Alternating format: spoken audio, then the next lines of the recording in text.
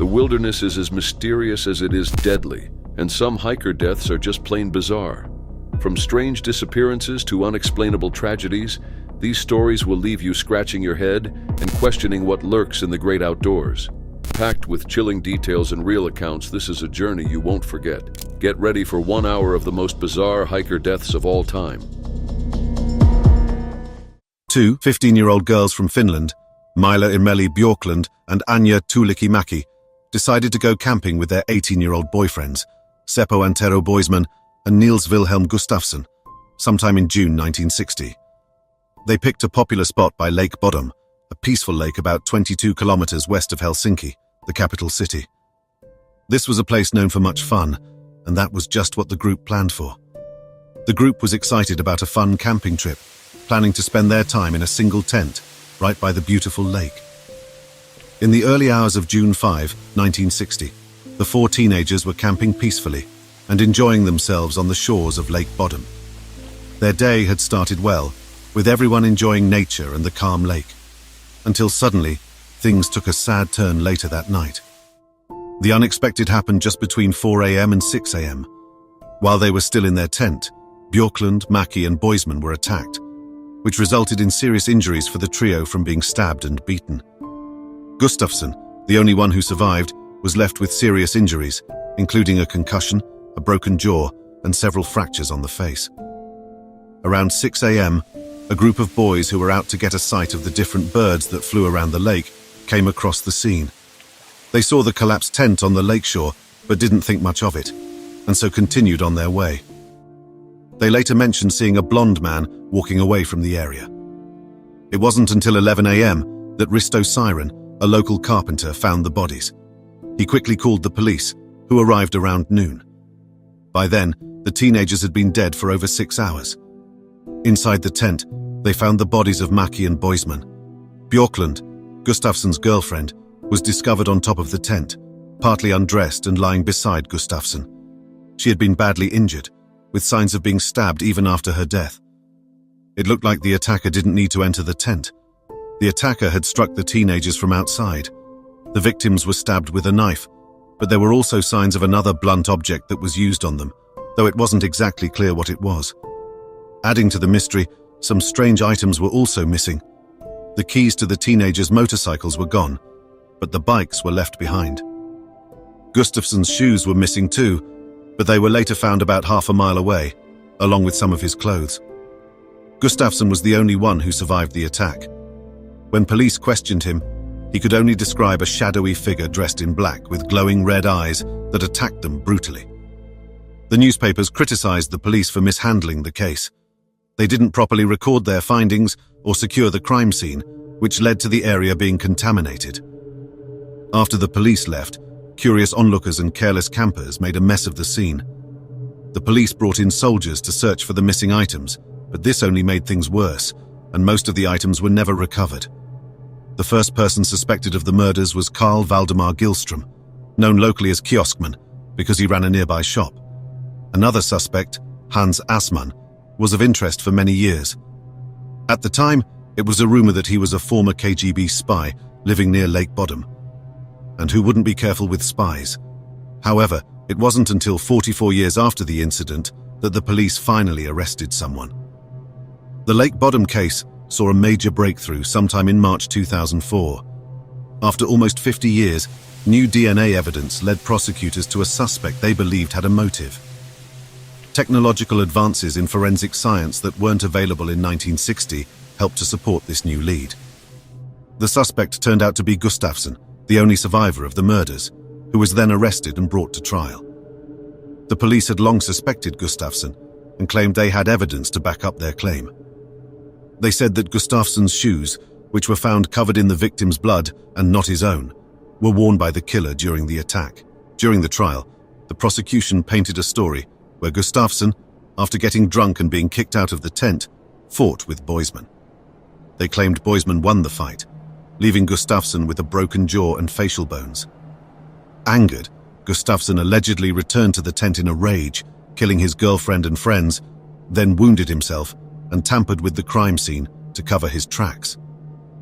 Gustafsson's defense team argued against the prosecution's story, suggesting that if Gustafsson and Boisman had really fought, Gustafsson would have been too injured to commit the murders or to walk half a mile to hide his shoes.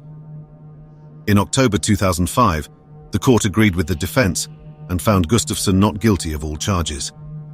He was acquitted and later received €44,900 from the state of Finland for the mental distress caused by the lengthy legal process. Despite this, the case remains a mystery. No new suspects have emerged, and no additional evidence has been found, leaving the Lake Bottom murders as Finland's most notorious and unresolved camping crime. It was November 2nd, 2022, in Tierra del Fuego, Argentina. A group of 7 tourists, led by a man from Brazil, ventured into the Jimbo Cave, also known as the Ice Cave, in the Andorra Valley. This area is famous for its stunning glaciers, but also known for its dangers. The cave had been declared unsafe due to the risk of ice and rockfalls, but the group chose to ignore the warnings. Signs near the cave entrance clearly read, "Warning, do not enter." Despite this, the Brazilian man led the group toward the cave while recording the moment on his phone. One of the tourists warned him to be cautious, but he kept going. Suddenly, the ice roof cracked, and a massive block of ice, at least twice his size, fell from about 50 feet above. The ice hit the man directly on the head, and he lost his life instantly. Another tourist caught the tragic moment on video before dropping the camera and shouting for the group to leave. In panic and disbelief, the group quickly retreated and called for emergency help around 5 p.m. local time. Rescue teams had to hike 6 miles to reach the scene. When they arrived, the man was already deceased. His body was transported to Ushuaia, the southernmost city in Argentina, for an autopsy. Local officials launched an investigation to understand what happened and questioned the 6 other hikers who were present. The accident took place in Tierra del Fuego National Park, Argentina's first shoreline national park. The park is famous for its breathtaking landscapes, but also holds dangers. The Jimbo Cave in particular had been marked as unsafe due to unstable ice and rocks. Studies showed the cave was at risk of collapse, and authorities had repeatedly warned visitors to stay away. However, the cave's beauty still attracted adventurers willing to take the risk. The man, a Brazilian in his 30s, had been traveling alone in Argentina. He carried no identification, which made it harder to notify his family. His death underscores the need for visitors to follow safety warnings, especially in areas marked as hazardous. Footage of the incident spread across local media, showing the group's approach to the cave and the moment the ice collapsed. In the video, the group's shock and terror are clear as the ice hits the man, and they realize the danger of their situation. The tragedy raises several questions. What if the group had obeyed the warnings? Could the man have been saved if stricter measures were in place to block access to the cave? These thoughts linger as the investigation continues. Following the incident, local authorities emphasized the importance of respecting safety rules in national parks. They have also intensified efforts to enforce restrictions around dangerous areas like the Jimbo Cave. The park remains closed, and officials continue to stress that ignoring warnings can lead to severe consequences. The case is now being handled by Judge Javier de Gama Soler in Ushuaia. All members of the group are being questioned to provide details about what led to the accident. Investigators aim to determine whether more could have been done to prevent the tragedy and ensure that others do not make the same mistake. This incident has left a deep impact on the local community and serves as a reminder of the risks that come with exploring such areas. Natural wonders can be alluring, but also unpredictable and dangerous. Visitors are urged to take safety warnings seriously and remember that these rules are there to protect lives. The death of the Brazilian tourist is a heartbreaking loss, showing the need for caution in nature. As the investigation continues, authorities hope this tragedy will be a lesson to others about the importance of respecting nature and the guidelines in place for safety. It was August 2011, in the remote wilderness near Termalny, a village in eastern Siberia. Olga Moskalyova, a 19-year-old trainee psychologist, went on a fishing trip with her stepfather, Igor Siganenkov. The pair planned for a peaceful day by the river, enjoying the natural beauty of the area. Olga was a vibrant young woman who had recently graduated from music school and earned her driver's license. She was described as warm, cheerful, and full of life. Her mother, Tatiana, spoke fondly of her bright spirit and her dreams for the future, which included plans with her boyfriend, Stepan. As they fished, their calm day turned into a nightmare when a mother brown bear, followed by her 3 cubs, attacked them.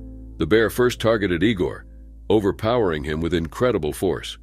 The attack was so severe that it caused fatal injuries almost instantly. Olga, terrified, attempted to escape. She managed to run about 70 yards before the bear caught up to her. The animal dragged her down, inflicting severe injuries. Desperate and in pain, Olga managed to call her mother on her mobile phone. "Mom, the bear is attacking me. It hurts so much. Please help," Olga cried. At first, Tatiana thought it was a cruel prank, but the growls and sounds of the attack coming through the phone made her realize it was all too real. "I was in complete shock," Tatiana later said. Unaware of Igor's fate, Tatiana tried calling him but received no response. She then frantically alerted local authorities and Igor's brother Andrei, begging them to reach the river as quickly as possible. In a second call to her mother, Olga's voice was weaker. She explained that the bear had returned with her cubs. "Mom, they're here again. They're hurting me," she said, her fear evident. Tatiana was powerless to help, forced to listen as her daughter faced the unthinkable. Olga managed to make one last call almost an hour later. Her voice had grown faint and she seemed to accept what was happening.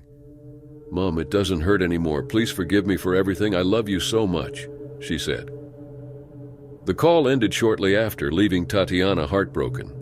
When Andrei and the police arrived about 30 minutes later, they found the bear still near Igor's body. Olga's lifeless body was discovered nearby, showing the severity of the attack. To ensure the bears wouldn't harm anyone else, hunters were dispatched to track and kill the mother bear and her cubs. The incident left the small community of Termalny in shock. Although bear attacks were rare, they had been occurring more often as animals ventured closer to human settlements in search of food. The tragedy underscored the risks of entering remote wilderness areas without proper precautions. Tatiana, devastated by the loss of her daughter, spoke about Olga's personality and dreams. "She was always so cheerful and full of life," Tatiana said. Olga's sudden and tragic death was a profound loss for her family and friends, who remembered her as a kind, promising young woman with a bright future ahead of her. The horrifying event became a reminder of the dangers of wildlife encounters in remote areas. While Olga and Igor's intention was to enjoy a day of peace and connection with nature, their story remains a warning about the unpredictable and often dangerous relationship between humans and wild animals. It was July 14th, 2001, in Australia's Northern Territory. Peter Falconio, a 28-year-old British backpacker, was exploring the outback with his girlfriend, Joanne Lees. The couple had been on a thrilling adventure, travelling in their orange Volkswagen Kombi van, enjoying the freedom and beauty of Australia's rugged landscapes. But what was supposed to be a memorable trip turned into a nightmare that would forever haunt Falconio's family, the authorities, and the public. Peter Falconio was described as adventurous. Alongside Joanne Lees, he had been exploring the wild terrains of Australia for months. They were no strangers to the challenges of travelling through remote areas, but nothing could have prepared them for the horror that awaited them that night. As they drove along the isolated Stewart Highway, a vehicle approached them from behind. The driver, later identified as Bradley John Murdoch, a known drug runner, signaled for them to pull over, claiming there were sparks coming from their van. Falconio, thinking it was a mechanical issue, stopped to check, but it was a trap.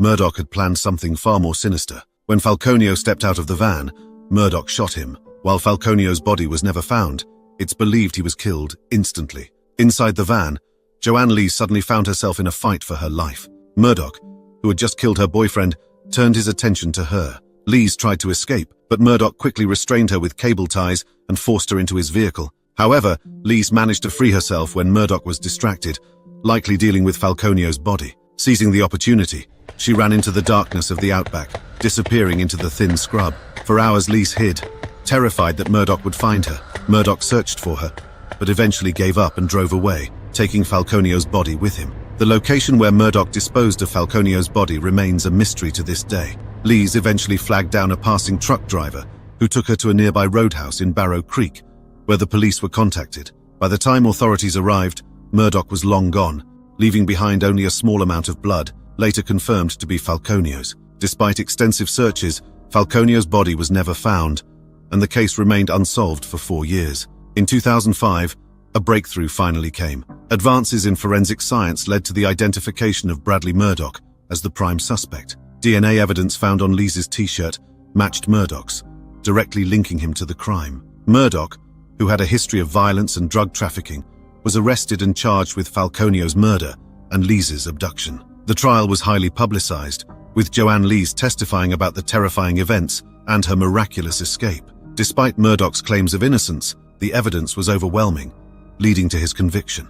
In December 2005, Murdoch was sentenced to life imprisonment with a non-parole period of 28 years. Yet, even with Murdoch behind bars, the case was far from over. The location of Peter Falconio's body remains unknown, a fact that continues to torment his family. Over the years, various searches and potential leads have ended in disappointment, and despite advances in forensic science, Falconio's remains have never been found. Joanne Lees, who survived this horrifying ordeal, has tried to move on, but the events of that night continue to shadow her life. She returned to the outback in an emotional attempt to find Falconio's body, but her search was unsuccessful. Lees maintains a close relationship with Falconio's family, and together they continue to grieve the loss of Peter, whose final resting place remains a mystery.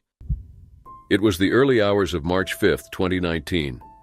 23-year-old Catherine Shaw was a yoga teacher from the serene village of Long Hanborough, near Witney in Oxfordshire, who had embarked on a journey to Central America, not knowing that it would forever change her life and the lives of those who knew her. Catherine was staying with a friend at the Eco Hotel in the San Pedro Lake Aitlan area. That night was a restless one for the 23-year-old. She was seen leaving the hostel at about 1:37 a.m. before returning at 3:19 a.m., only to depart again at 5:32 a.m., accompanied only by a stray puppy she'd found somewhere in the area. Catherine had a clear purpose that morning. She loved sunrises and wanted to watch this upcoming one from the perfect spot. Little did she know this hike would be her last. When she failed to return to her hotel, Catherine's friend reported her missing, worrying for her safety. Catherine had left her passport, money, and mobile phone behind. There was no way to reach her. The news of her disappearance quickly spread, sparking a massive search operation. Helicopters buzzed overhead and sniffer dogs scoured the rugged terrain. Authorities also employed the use of drones and a dive team. Catherine's friends launched a social media campaign to raise awareness. Her parents, Tarquin and Anne Shaw, released a video appeal, desperately seeking any information about their daughter. For days, the search continued with an air of hope mingled with dread. The situation grew even more bizarre when two separate discoveries were made. Catherine's jacket was found on a mountain trail not far from where she was last seen, and a puppy, which she had been seen with, was found shivering and crying on a hiking trail near El Naudis Mountain. On Monday, March 11th, any hope of finding Catherine alive was shattered. Police discovered Catherine's body about 100 meters from the Indian Nose Trail, in a wooded, uninhabited area. Catherine was found naked and in a state of decomposition, which prompted much online speculation about foul play. The speculation was further fueled by a post-mortem examination, which concluded that Catherine had died of multiple injuries, including severe hemorrhaging caused by a traumatic brain injury. But an inquest into Catherine's death shed light on the circumstances of her passing, thus putting an end to all speculation. According to Coroner Salter, Catherine had likely been deceased for 4 to 6 days before her body was found. Even more, it was revealed that Catherine was a very spiritual person, and as her father put it, quite capable of removing her own clothing, embracing her natural surroundings with a refreshing lack of self-consciousness. According to her family, Catherine had been fasting in the days prior to her disappearance. This indicated that Catherine may have passed out or fallen due to her lack of intake of food and fluid, causing the wounds to her body. Catherine's plans had been to explore the volcanic landscapes of Central America before heading to a festival in Colombia, a testament to her adventurous spirit and love for life. 36-year-old Lisa Schilling, her 12-year-old daughter, Lily Arguello, and a few other family members arrived at Buckhorn Canyon for a relaxing holiday on Wednesday, July 13th, 2022.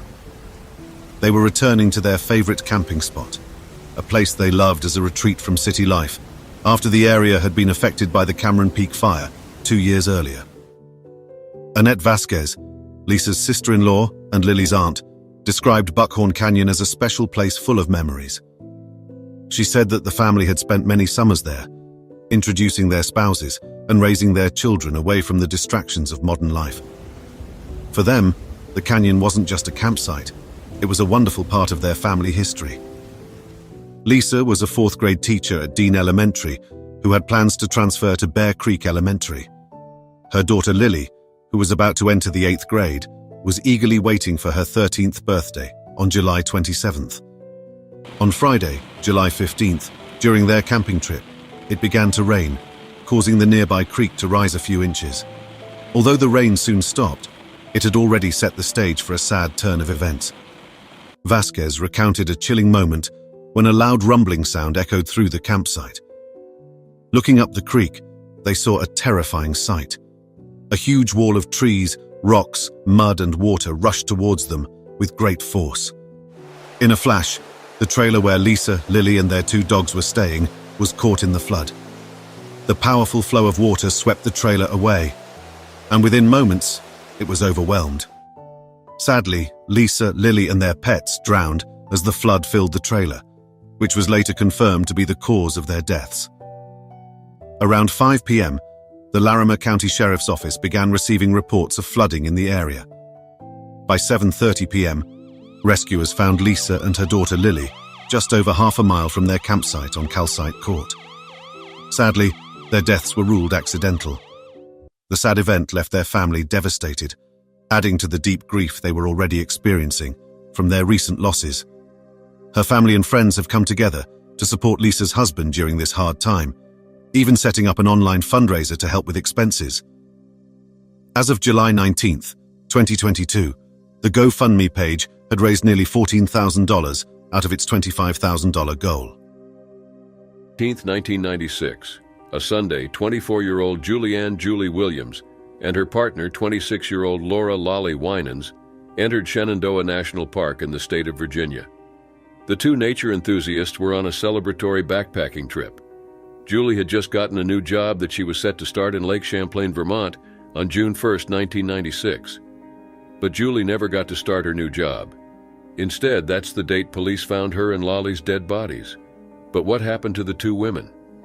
Julie and Lolly arrived in Shenandoah National Park on Sunday, May 19, 1996. They were accompanied by their beloved dog, a golden retriever named Taj. They began hiking the White Oak Canyon Trail, a challenging route which they eventually had to abandon a few days later due to rain. On May 24th, the day when they were last seen, Julie and Lolly hitched a ride with a park ranger and made sure to renew their camping permits before resuming their adventure. The next thing they did was climb Hawksbill, Shenandoah's highest mountain. That night, the 2 women made camp next to a stream near the famous Appalachian Stream. The couple had a camera which they'd used to take pictures up to that point. Both Julie and Lolly were nature lovers, so they knew to follow park rules. As such, they made sure to set their camp away from designated trails, fire roads, and developed areas. But they weren't too far away from civilization either. In fact, their camp was only a half-mile from Skyland Lodge, a very popular gathering place. Moreover, it was the weekend after Memorial Day, which indicated the lodge was probably packed with tourists. Still, the women knew to stay out of sight. It's no wonder they respected the rules. At 26, Lolly Winans was studying to become a wilderness guide. She loved the outdoors and believed people could find themselves in the wilderness as she had. 24-year-old Julie Williams, on the other hand, was studying to become a geologist. The pair had met about 2 years before at a nonprofit organization offering outdoor adventures and educational programs for women. It was May 31st, a week after the couple had last been seen, when Julie's father, Thomas Williams, reported his daughter missing. Park rangers were alerted and started a search for the 2 women. The first thing they found was Julie and Lolly's car. The vehicle was parked just north of Skyland Lodge. Park rangers then began hastily searching all adjacent trails, but they only managed to locate Taj, the couple's golden retriever. Taj was found wandering through the park, unleashed. By now, it was becoming glaringly obvious that something horrifying had happened to Julie and Lolly. The 2 women weren't found until the following evening on June 1st, the very day Julie was supposed to start her new job. The rangers found their lifeless bodies still at their campsite near Bridle Trail, one of the less traveled trails in the park. Julie Williams and Lolly Winans had been bound and gagged and then brutally murdered. The investigation into their murder was handled by special agents with the National Park Service, in conjunction with the FBI. Investigators used the couple's camera to map their last days in the park, up until May 24th. The crime scene was processed by the FBI, along with the Virginia State Police's crime scene unit. They concluded that Julie and Lolly had also been sexually assaulted. The National Park Service and the FBI conducted a nationwide search for the killer, following up on around 15,000 leads, but nothing came out of it. A year later, when a female Canadian tourist was threatened by a man inside the park, investigators thought they had found Julie and Lolly's killer, especially since they found hand and leg restraints hidden inside the man's car.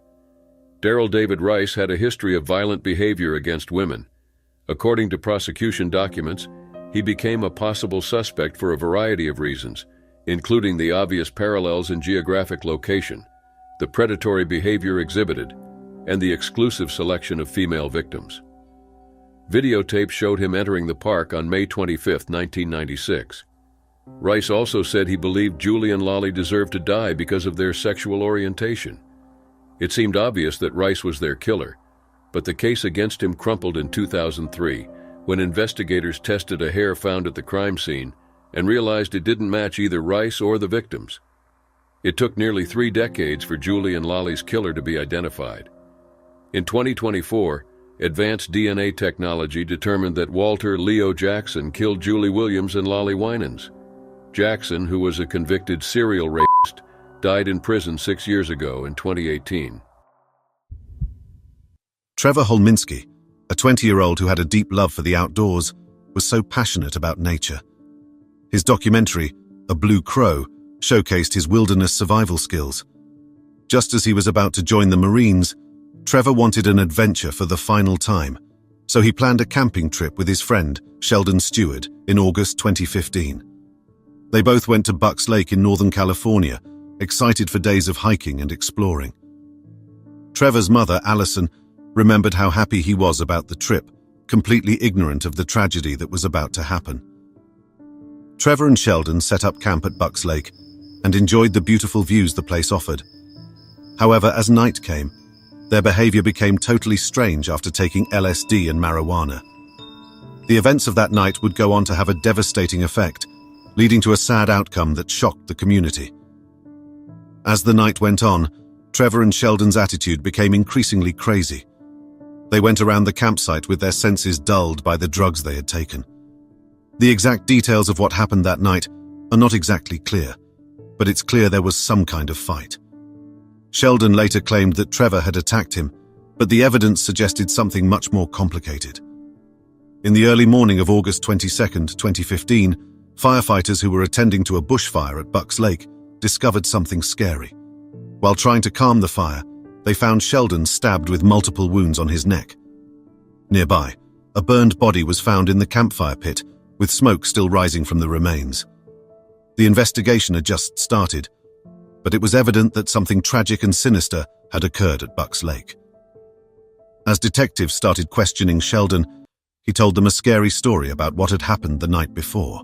However, as they continued to investigate, they found a lot of inconsistencies in his story, leading them to uncover the truth.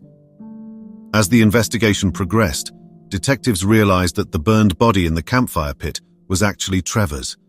The autopsy revealed he had been stabbed multiple times before being set on fire. With this new evidence, Sheldon's story began to appear stupid, and he soon became the main suspect in Trevor's murder. Detectives continued questioning Sheldon, but his alibi made no sense. He had said Trevor attacked him, but the evidence told a different story. The wounds on Sheldon's neck looked like they were self-inflicted, and the knife used to kill Trevor was later found buried near the campsite, together with Trevor's wallet and ID. As the evidence continued to increase, Sheldon's story began to change. With the case against him growing stronger, Sheldon was charged with Trevor's murder.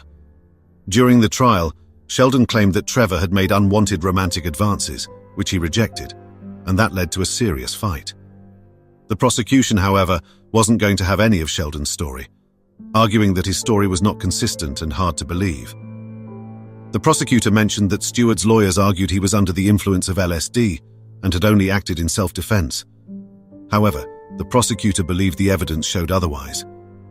Eventually, Sheldon confessed that he had caused Trevor's demise because Trevor had asked to be out of his misery. What that meant isn't exactly clear. The exact details of that night remain unclear. But Sheldon was found guilty of first-degree murder and arson. The jury verdict was that Sheldon was guilty, and he was sentenced to 26 years to life in prison for his crimes. 31st, 2019, in Peru's Yanachaga-Camillin National Park, 25-year-old British backpacker Elizabeth "Lizzie" Orchard set out on a trek she had planned for months. An environmental enthusiast, Lizzie was exploring South America with her sister Rachel and Rachel's boyfriend, Callum Jones. They had been hiking through the dense forests, admiring the untouched beauty of the region. Lizzie was not an ordinary traveler. Her love for the environment led her to places others might avoid. This wasn't her first solo hike, but it would be her last. That day, Lizzie, Rachel and Callum began a hike on a trail in the park. Lizzie was determined to reach a summit she believed was just 20 minutes away, promising a stunning view. Rachel and Callum, exhausted and suffering from blisters, decided to turn back. Though they were reluctant to leave Lizzie alone, she assured them she'd be fine and insisted on continuing alone. They headed back to their hostel, expecting to meet her later that evening. As the sun set, the forest around Lizzie grew darker and colder. Despite the growing darkness, Lizzie continued toward the summit. This decision would prove fatal. By the time Lizzie reached the top, night had fully set in. The stars provided little light as she began her descent. Instead of retracing her steps, Lizzie chose a different route, leading down the side of a waterfall she had seen earlier. This path was not marked. The steep, slippery terrain made every step dangerous, but Lizzie, confident in her skills, thought she could manage. As she started to climb down, her footing became uncertain. One misstep caused her to lose her balance. Lizzie tried to grab onto something but fell, plunging down the side of the waterfall. Lizzie's body tumbled down a 650-foot ravine, causing multiple fatal injuries. She landed at the bottom, her body lying still among the rocks and water. Her journey had come to a tragic end. Back at the hostel, Rachel and Callum grew worried when Lizzie didn't return. By morning, with still no sign of her, they raised the alarm. Peruvian authorities, familiar with the park's difficult terrain, launched a large search operation. Up to 50 police officers, firefighters and park rangers searched the dense forest, facing challenges from the landscape and thick canopy. For 6 days, the search continued. Lizzie's parents, Rupert and Cecilia Orchard, flew to Peru upon hearing of her disappearance, hoping for a miracle but fearing the worst. On June 6, 2019, the search team found Lizzie's body at the bottom of the Sotomayor ravine, near a path known as Orchid Way. She was still clothed, and her injuries were consistent with a fall from a great height. The search was over, but the tragedy had just begun for her family. News of Lizzie's death spread through her hometown of Greatley, Hampshire. The small village was devastated. Lizzie had been well known for her passion for the environment and love of adventure. An inquest into Lizzie's death was held in Salisbury, Wiltshire. The coroner ruled her death an accident, noting that Lizzie had likely been trying to climb down the waterfall in the dark. The cause of death was severe injuries from a fall. Lizzie's family, present in court, expressed deep sadness at losing a beloved daughter and sister. They thanked the search teams and authorities for their efforts and asked for privacy as they grieved.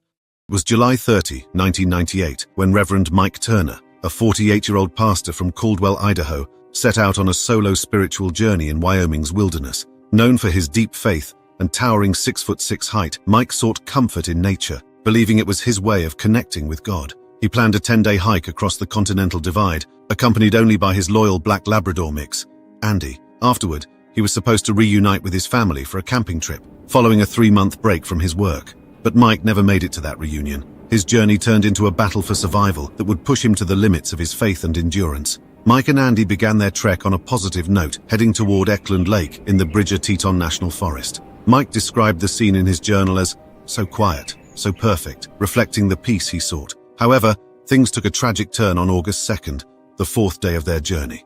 While navigating a boulder field near a mountain lake over 11,000 feet high and 16 miles from the nearest trailhead, Mike noticed Andy struggling. The dog's paws were raw from the jagged ice, and he was in pain. Concerned for Andy, Mike decided to take a longer, less direct route to ease the strain on his companion. This decision would lead to disaster. As Mike carefully moved through the boulder field, he stepped on a large rock that wobbled under his weight.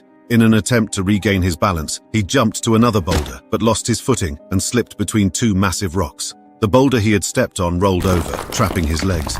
Although it didn't crush him, he was completely immobilized. No matter how hard he tried, Mike couldn't free himself. For 2 hours, Mike struggled to escape, using everything he had on hand, but nothing worked. Alone in the wilderness, with no way to call for help, Mike began documenting his ordeal in his journal. At first, he remained hopeful, melting snow for water and using his tent's rainfly to collect dew and rain. Despite his dire situation, he kept his sense of humor, writing, "I wonder how urine will taste with crystal light." As days passed, Mike's hope faded. His journal entries grew more desperate as he feared losing his legs, running out of water, and succumbing to hypothermia. The temperature swings were brutal, with daytime highs in the 90s and nighttime lows in the 30s. Mike's body and spirit weakened as he struggled to survive. By August 5th, 4 days after becoming trapped, Mike's despair was evident. He wrote, "I feel so foolish taking this longer pass, so lonely, more than I imagined. Who would have guessed that 4 days would have gone by and no one has come this way?" Meanwhile, Mike's wife, Diane, grew increasingly worried when he didn't show up as planned.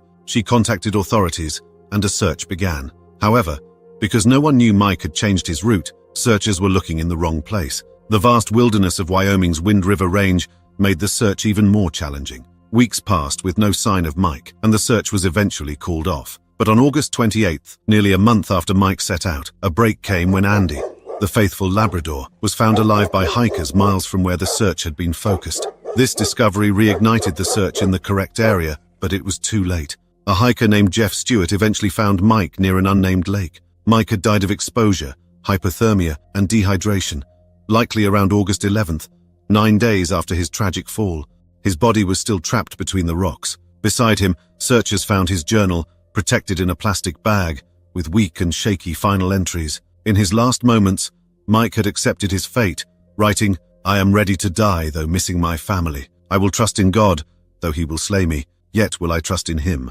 Nearby, searchers also found Mike's wedding ring, placed carefully on a rock, a final gesture of love for his family. Mike's tragic death underscores the unpredictability of the wilderness, even for experienced hikers. His story raises haunting questions. What if he hadn't changed his route? What if someone had found him sooner?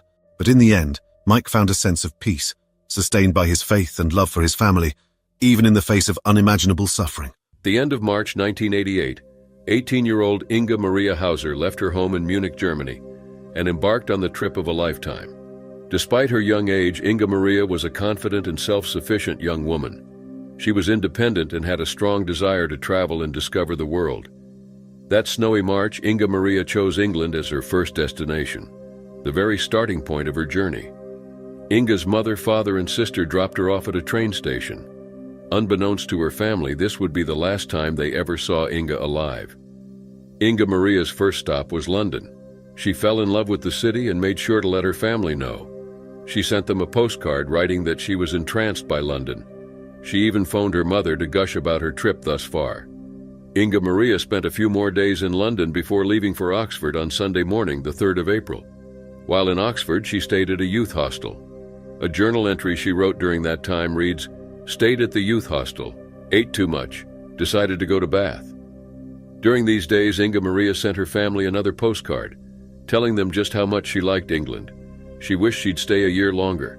She commended the English, whom she thought kind and ready to help. Inga asked her family not to worry about her, feeling that she would be safe. Inga Maria left Bath on the 5th of April, before moving on to Cambridge, from where she traveled to Bristol and then Liverpool. She was always on the move, wanting to see as much of the country as she could. In the early hours of Wednesday, the 6th of April, the young woman caught a night train to Inverness, leaving England for the far north of Scotland. She sent another postcard from Inverness, letting her family know her journey was going smoothly, though she admitted her money was slowly running out. The same day, on April 6th, Inga Maria traveled to Stranraer. There, she boarded a ferry to Larne in Ireland. She had 3 more days before she was supposed to meet up with a friend in Wales, so why not spend these days doing even more exploring? Her last ever journal entry reads, "Wonder where I stay tonight. Need more money." The ferry docked late that night, leaving Inga Maria only a short window to board the train destined for Belfast, the way she intended to. But Inga Maria never made it on the train. 2 weeks later, a sheep farmer found Inga Maria Hauser lying dead in Ballypatrick Forest Park, near Ballycastle in County Antrim, about an hour's drive away from Larne. She was out in the open, lying face down on the ground just off a dirt track. Police were called and an investigation began immediately, given the violent circumstances of Inga Maria's death. It was obvious that the young woman had suffered tremendously before her death. She was beaten around the face and head. DNA evidence found on her body indicated she had suffered an attempted sexual assault. Her neck was broken as a result of what police would describe as a ruthless, vicious attack. Her belongings were scattered around her body with the notable exception of her passport, which was missing. Police were able to identify Inga Maria because they found her identity card. But why take her passport and leave her ID card out in the open? And why leave the body out in the open? It was as if Inga Maria's killer wished for his crime to be witnessed. But how did Inga Maria, an independent, cautious young woman, arrive in Ballypatrick Forest? Her family was adamant that Inga Maria wouldn't have ever entered the car of an unknown man. But all evidence indicated that she was driven to Ballypatrick Forest on the night of April 6th. And as detectives would eventually conclude, she had to be driven by someone who knew the forest like the back of his hand, since Inga Maria was found in a remote area. A clinical pathologist later concluded that Inga Maria's neck was broken at the murder scene, but that it is possible that the attempted sexual assault and beating took place elsewhere. The case was baffling, and police had no conclusive leads. They managed to create a full DNA profile, but despite the largest DNA screening the UK had ever seen, they failed to find a match. It's been 36 years since Inga Maria Hauser was brutally assaulted and killed. No one has been convicted of the crime. Her father died in 2006 and her mother died in 2019. They spent their lives mourning their youngest daughter. Inga Maria's older sister hasn't recovered from the tremendous loss. Her family wishes for peace, but for now, the killer remains at large. It was August 23rd, 2016, in Home Hill, Queensland, Australia. Mia Alif Chung, a 21-year-old from Derbyshire, and Thomas Jackson, a 30-year-old from Cheshire, were among the backpackers staying at Shelley's Backpackers Hostel. Mia, full of life and eager to see the world before settling down, had quickly become popular among the other travelers. Thomas, a seasoned traveler with a compassionate heart, had spent years exploring different countries, teaching English and helping others along the way. That night, the hostel was unusually quiet, as everyone wound down after a long day of farm work. But the peace would soon be shattered by a horrifying act of violence. Smail Ayad, a 29-year-old French backpacker, was in a state of psychosis, allegedly influenced by cannabis. His mind was distorted, and what happened next would leave everyone in shock. Around 11:15 p.m., Ayad launched a brutal knife attack on Mia. The attack was sudden and vicious, leaving Mia with multiple stab wounds. Despite the terror and pain, Mia managed to escape and lock herself in a bathroom, but the damage was already done.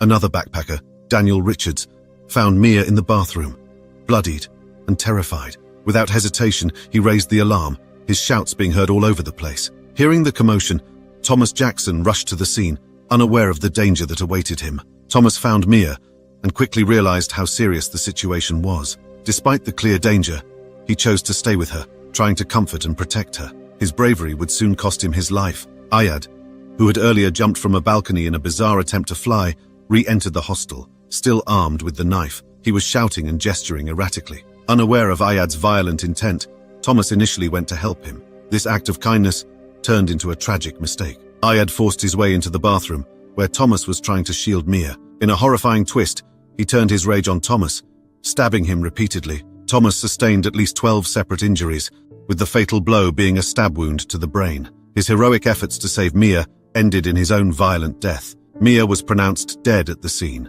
her life cut short by Ayad's senseless violence. Thomas, though gravely injured, was still alive. He was rushed to Townsville Hospital and placed on life support, but after 6 agonizing days, he succumbed to his injuries on August 30th, 2016. The tragedy shocked everyone. A Queensland coroner's report in 2020 stated that Ayad was psychotic and under the influence of cannabis during the attack. Criminal proceedings against him were dropped, as he was deemed not of sound mind.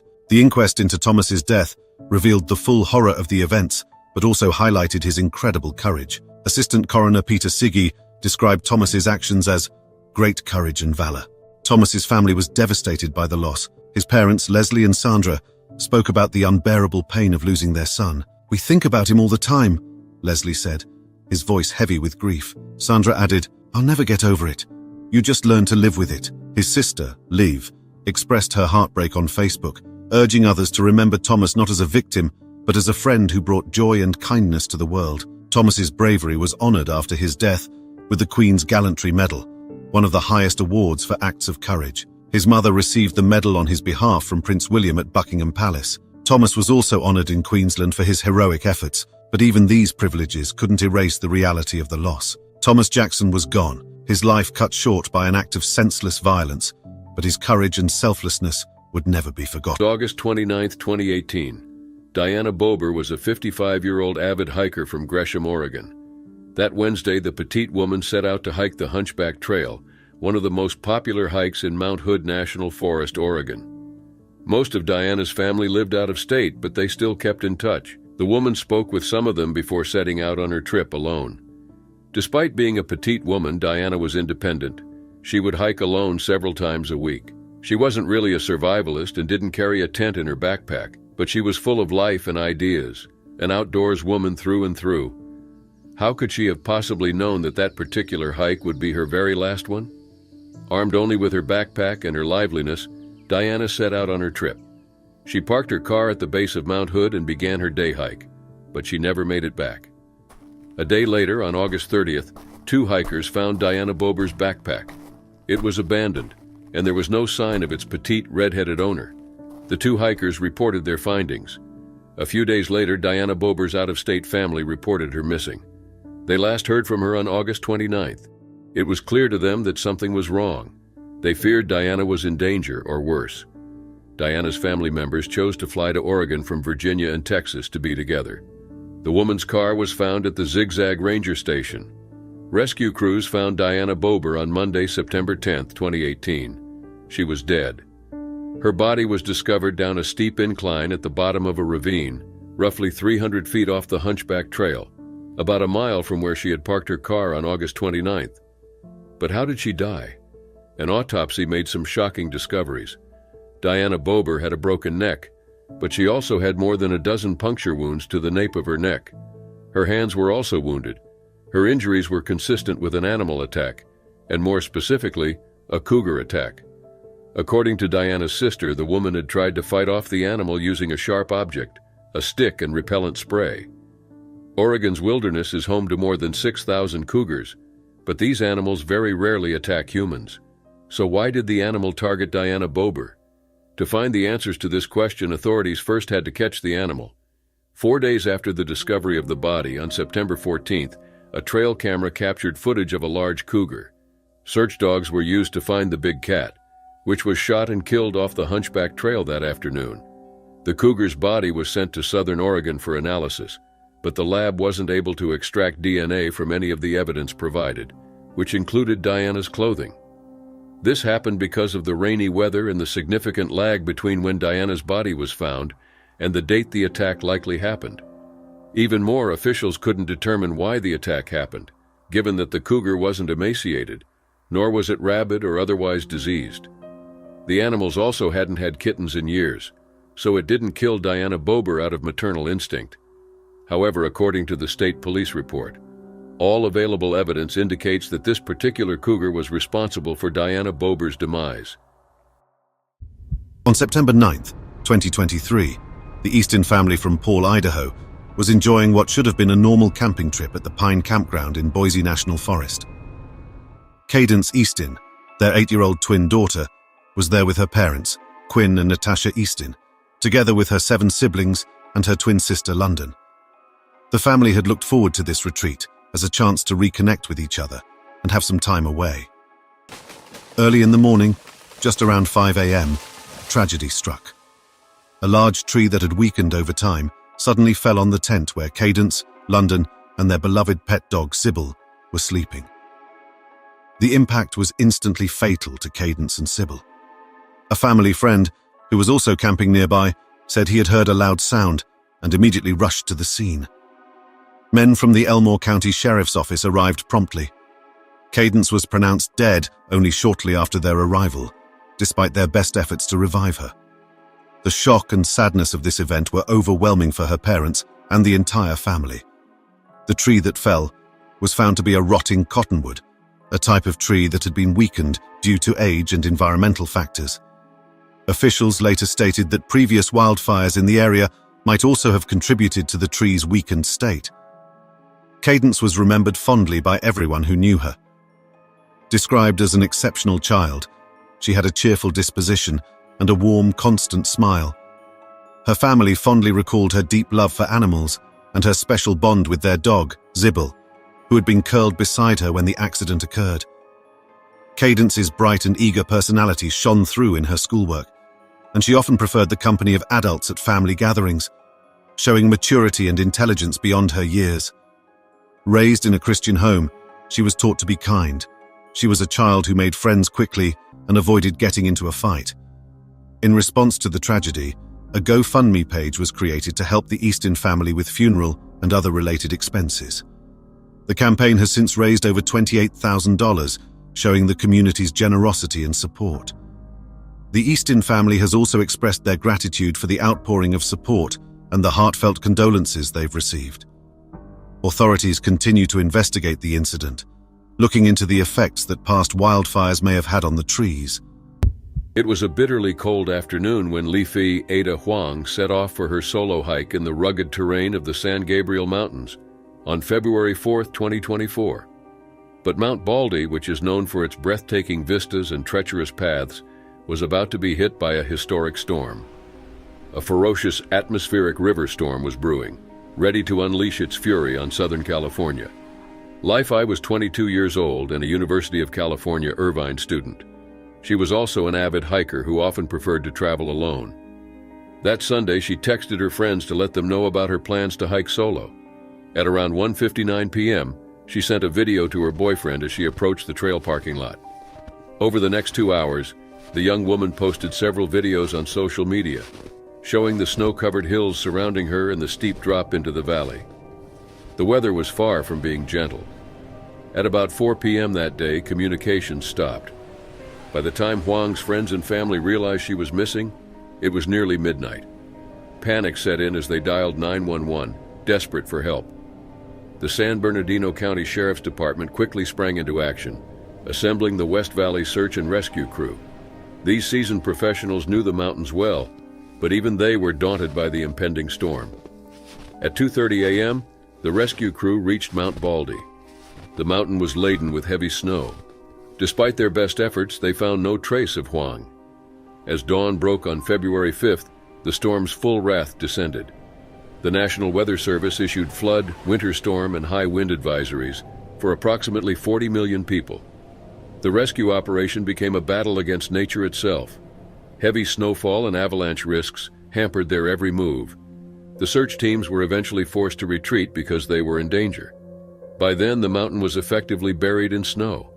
On the 6th day, a breakthrough came from an unexpected source, a civilian whose drone had spotted what seemed to be a human body. But the treacherous conditions persisted, and rescuers couldn't immediately reach the location of the body. The search teams made camp on the mountain, braving the freezing night. The rescuers found Li-Fei Huang, lifeless in the upper San Antonio Creek Falls area at 7:45 a.m. on Sunday, a week after her disappearance. Her body was airlifted off the mountain. The cause of Li-Fei Huang's death remains undisclosed, with some people speculating whether Li-Fei had knowingly chosen to be on the mountain during the storm. April 2017, when a mysterious man appeared on the Appalachian Trail. He introduced himself as mostly harmless, but some hikers called him Denim because of his jeans. He carried a large backpack, a notebook filled with code, and a quiet personality. Friendly yet reserved, he intrigued those he met, but what truly set him apart was his lack of a real identity. No one knew his name, past, or what brought him to the trail. It took over 2 years and countless efforts to finally uncover who he really was. The Appalachian Trail is a 200-mile stretch of rugged terrain that attracts thousands of hikers each year. For many, it's a place of solitude and healing, filled with moments of trail magic, unexpected acts of kindness. Mostly Harmless seemed to embody this spirit. He appeared to be searching for something, perhaps peace or escape, and found it in the wilderness. But by July 2018, the man who wandered the trails would be found dead in a yellow tent in Florida's Big Cypress National Preserve. His body, undernourished and weighing just 83 pounds, was discovered by 2 hikers. The smell from the tent led them to the lifeless form of Mostly Harmless. He had no identification, phone or wallet, nothing to give authorities a clue about who he was. This discovery launched a complex and heartbreaking investigation. The authorities were puzzled. Here was a man with no tattoos, just an abdominal scar, and no matches in any fingerprint or DNA database. Despite the $3,500 in cash found in his tent and ample food supplies, his cause of death was undetermined. It was clear he had been living off the grid, but the reason for his death remained a mystery. What could drive a man to isolate himself so completely that not a single person came forward to claim him? As word of the unidentified hiker spread, a sketch of his face circulated on social media, drawing the interest of amateur detectives and hikers who had met him. Online communities began piecing together the story of Mostly Harmless. Some recognized him as the man they had met on the Appalachian Trail, a kind, warm, but deeply private individual. These detectives were determined to uncover his identity. Facebook groups formed, members devoted their time to solving the mystery, calling local police, combing through missing persons reports, and sharing any information they could find. Their dedication was relentless, driven by a desire to bring closure to the mystery of Mostly Harmless. In July 2020, a significant breakthrough came when members of a Facebook group raised enough money for a DNA analysis. The results pointed to southern Louisiana, leading to the discovery that Mostly Harmless was actually Vance John Rodriguez, born in 1976, near Baton Rouge. Rodriguez's story was tragic. He was a loner who struggled with mental health issues. Those who knew him described him as troubled, with a history of abusive behavior towards women and an obsession with coding. The scar on his abdomen was from a self-harm attempt at age 15, a wound that nearly claimed his life. Although he survived, the pain he carried never fully healed. In 2017, Rodriguez abandoned his life, leaving his New York City apartment, passport, wallet and credit cards behind. He decided to disappear into the wilderness. For 15 months, he wandered the Appalachian Trail, making connections but always maintaining a distance. He never revealed his true identity and never stayed long in one place.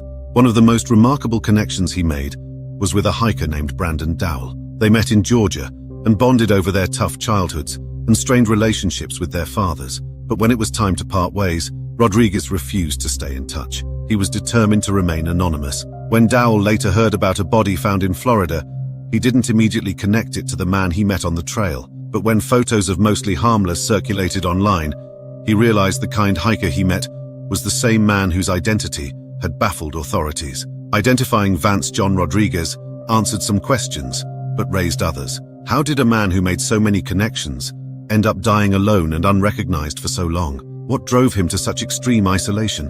Why did no one from his past come forward during the 2 years his identity remained a mystery? The story of Mostly Harmless reflects how we perceive others. On the trail, Rodriguez was seen as kind and harmless, bringing warmth and friendship to those he met. But his life was far more complicated. He was burdened by his past and was ultimately unable to escape it. It was November 11th, 2023. On this day, 33-year-old Army veteran William "Will" Onion was hiking in Snowdonia, North Wales.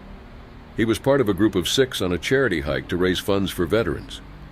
The date was significant. It was Armistice Day, a meaningful day for Will, who had served in Afghanistan and the Falkland Islands. The group began their journey from an Airbnb, taking a shuttle bus to Snowdon's base. They chose the Pig Track, a popular yet challenging path to the summit. Will, an experienced hiker and mountaineer, was known for his confidence and safety awareness. He brought a drone to capture the stunning mountain scenery. By mid-morning, they reached the Crib Goch Ridge, a notorious part of the trail with steep drops and treacherous terrain.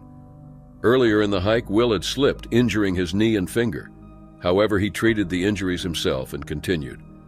As the group moved along the ridge, mist began to obscure their view. Despite worsening conditions, Will took out his drone to film, but initially put it away due to low visibility. Later, he decided to try again. As he flew the drone, it lost signal and crashed onto a steep slope below. Determined to retrieve it, Will climbed down the rocky slope. His friends grew concerned as they watched him carefully make his way down. Then suddenly, he lost his footing. Sarah Edwards, one of the hikers, saw him slide down the slope on his back. Rocks tumbled as he disappeared from view. The group panicked. Sarah called emergency services at 11 a.m., reporting the fall. Another hiker, Daniel Hellier, mentioned seeing Will step over a gap before slipping. Everyone feared the worst as they waited for help. Emergency responders, including police, an air ambulance, and mountain rescue teams, arrived quickly. They located Will on the north face of Crib Goch, about 50 meters or 160 feet below. Sadly, despite their efforts, Will was pronounced dead at the scene. He had sustained severe injuries from the fall. An inquest in June 2024 ruled his death accidental. Dr. Brian Rogers, a home office pathologist, confirmed Will died from multiple injuries. Senior coroner Kate Robertson noted the significance of the day, Armistice Day. and that Will had passed doing something he loved in a place he cherished. Will's military service spanned 7 years in the Royal Signals, with deployments to Afghanistan and the Falkland Islands. After leaving the Army, he moved to Bournemouth with his partner, Nickel Martin, and started a hiking business. He was passionate about fitness and charity, organizing events to support veterans. He had recently completed a scouting trip to Mount Everest and planned to return in March. His father, Alistair Onion, expressed pride and grief, saying, "He passed at 11 a.m. on the 11th day of the 11th month, a soldier through and through. He was a son that no man could be prouder of. He was happy, loved, and admired by everyone who met him." Will's death was a heartbreaking loss for his family, friends, and community. Known for his kindness and positivity, his memory continues to inspire those who knew him. His family set up a fundraiser to cover funeral costs and support causes close to Will's heart. Will's story raises lingering questions. What if the drone hadn't fallen? What if the weather had been better? What if he hadn't slipped earlier in the hike? While these thoughts remain, it's clear that Will lived fully, pursuing what he loved and surrounded by those who cared for him. His legacy endures through the lives he touched, his charity work, and the memories he left behind.